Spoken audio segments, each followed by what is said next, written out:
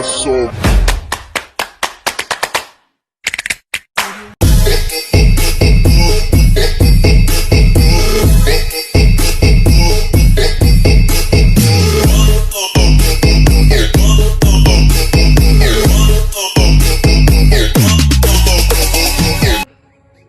Assalamualaikum warahmatullahi wabarakatuh. Kami dari kelompok 4 dengan saya Alfianugrah NIM 2230 401003. Saya Andini Oktari NIM 2230401009. Saya Elma Fira dengan NIM 2230401027. Dengan saya Lorenza Putri dengan NIM 22304055. Kami dari kelas 4A Program Studi Perbankan Syariah Fakultas Ekonomi dan Bisnis Islam UIN Mahmud Yunus Batu Sangkar. A few moments later. Tujuan kami membuat video ini adalah untuk ujian akhir semester auditing bank dengan judul Satuan Kerja Audit Internal Bank.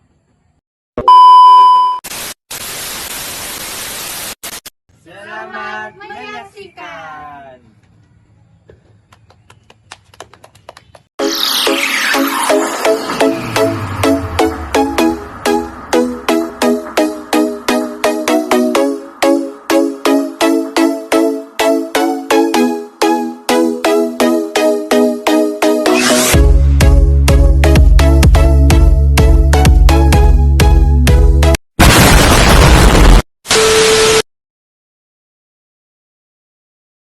Berikut adalah kegiatan-kegiatan yang dilakukan SKHI. Yang pertama, konsultasi hukum. Yang kedua, advokasi hukum. Yang ketiga, penelitian dan publikasi. Yang keempat, pendidikan dan pelatihan. Yang kelima, kegiatan komunitas.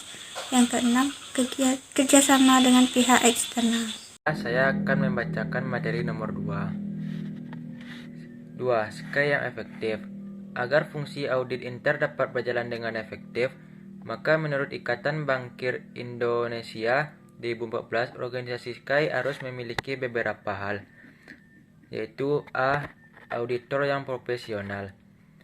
Auditor yang profesional memiliki pengetahuan dan kemahiran profesional yang diperoleh baik melalui pendidikan maupun melalui pengalaman dalam bidang operasional bank dan senantiasa bekerja berdasarkan suatu sikap mental dan kode etik yang telah ditetapkan. B. Kedudukan yang jelas dalam organisasi Sky harus mendapat dukungan dari manajemen dan Dewan Komisaris agar para auditor dapat memperoleh kerjasama dari ATT dan melakukan pekerjaan tanpa hambatan. C. Yaitu struktur organisasi yang handal. Struktur organisasi harus jelas mengatur aspek-aspek yang berkaitan dengan pembagian kerja di antara auditor, pendekelompokan auditor dan tentang kendali serta pendelegasian wewenang. D. Wewenang dan tanggung jawab yang jelas.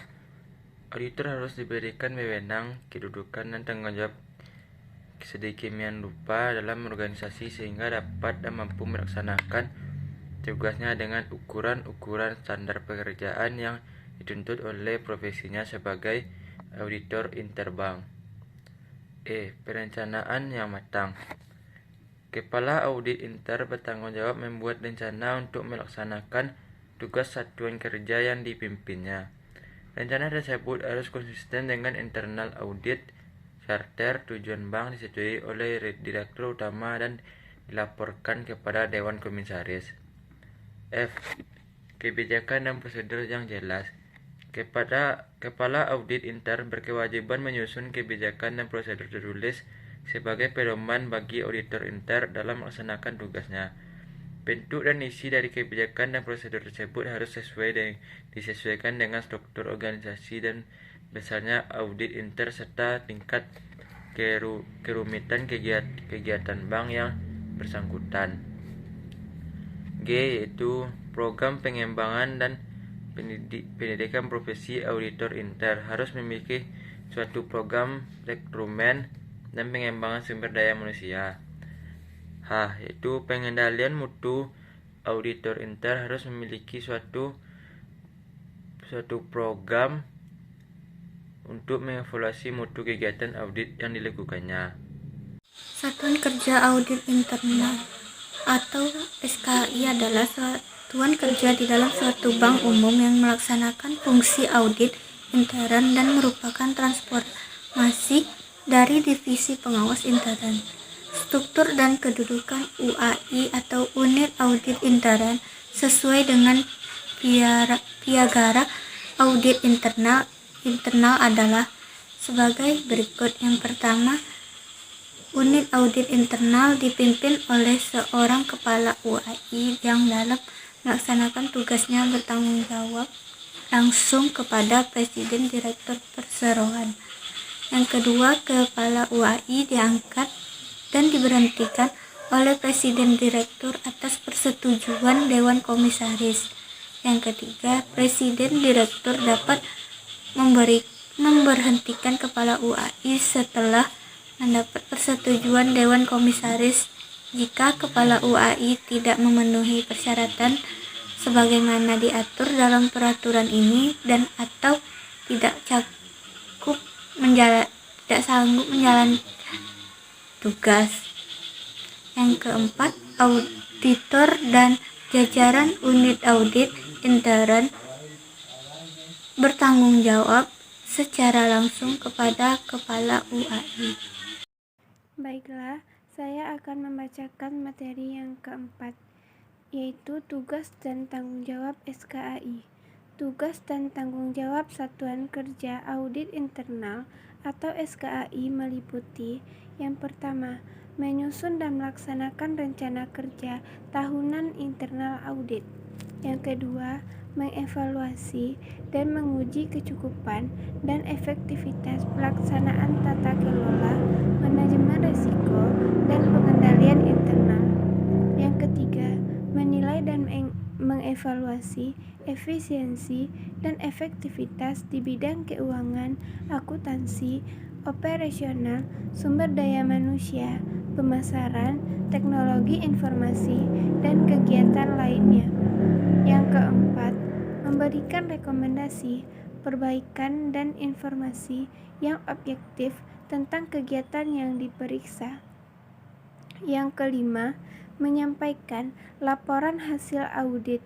Yang keenam, mengawasi dan mengevaluasi efektivitas dan akurasi proses audit.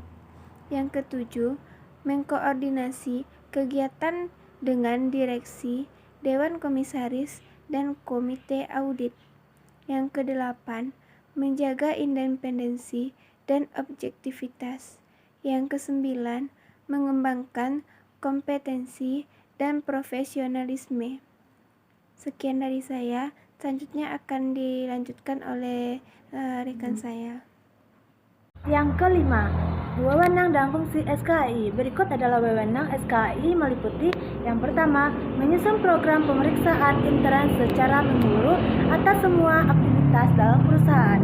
Yang kedua, menguji keadilan sistem pengendalian manajemen. Yang ketiga, tanpa batasan untuk memasuki semua kegiatan perusahaan, meneliti catatan, pelaporan, serta harta milik perusahaan. Yang keempat, mengakses seluruh informasi yang ada relevan tentang perusahaan terkait dalam tugas dan fungsinya. Yang kelima, menilai semua data dan informasi yang menyangkut administrasi, pembukuan, pelaporan yang baik terkait dengan masalah operasional keuangan maupun sumber daya manusianya. Yang keenam, melakukan komunikasi secara langsung dengan direksi, Dewan Komisaris, dan Komite Audit, serta anggota dari direksi, Dewan Komisaris, dan Komite Audit sehubung dengan tugas dan fungsinya. Yang ketujuh, mengadakan rapat secara berkala dan indikatif dengan direksi, Dewan Komisaris, dan Komite Audit. Yang kedelapan, melakukan koordinasi kegiatannya dengan kegiatan auditor internal. Fungsi SKAI. Yang pertama, pengawasan sistem pengendalian internal. SKI melakukan penilaian terhadap aktivitas, efisien, dan kecukupan sistem pengendalian internal, manajemen risiko, dan tata kelola bank. Yang kedua, pengawasan kinerja. SKI mengevaluasi kinerja bank secara keseluruhan, termasuk anak perusahaan, kantor cabang, dan kegiatan yang diserahkan kepada pihak eksternal. Yang ketiga, pengawasan kepatuhan. SKI memastikan kepatuhan bank terhadap peraturan perundang-undangan yang dilakukan, termasuk prinsip-prinsip syariah untuk bank yang memiliki undang-undang syariah. Yang keempat, pengawasan risiko. SKI melakukan pemeriksaan terhadap risiko yang diidentifikasi oleh OJK dan bank, serta mengevaluasi tindakan mitigasi risiko yang dilakukan oleh bank. Yang kelima, pengawasan laporan. SKI menyampaikan laporan pelaksanaan audit intern kepada direktur utama, dewan komisaris, komite audit, dan direktur kepatuhan. Yang keenam, pengawasan komunikasi. SKI melakukan komunikasi secara langsung dengan direksi, dewan komisaris, komite audit, dan anggota direksi. Yang ketujuh, pengawasan koordinasi. SKI melakukan koordinasi kegiatan untuk unit kerja yang dilakukan fungsi mengendalikan dan audit eksternal. Yang kedelapan, pengawasan independen. SKI memastikan independen dalam pelaksanaan tugas dan fungsi, termaksud tidak memiliki konflik kepentingan dan tidak terlibat dalam kegiatan operasional bank. Sekian presentasi dari kelompok kami. Semoga video ini bermanfaat untuk kita semua. Wabillahi taufiq wa hidayah. Wassalamualaikum warahmatullahi wabarakatuh.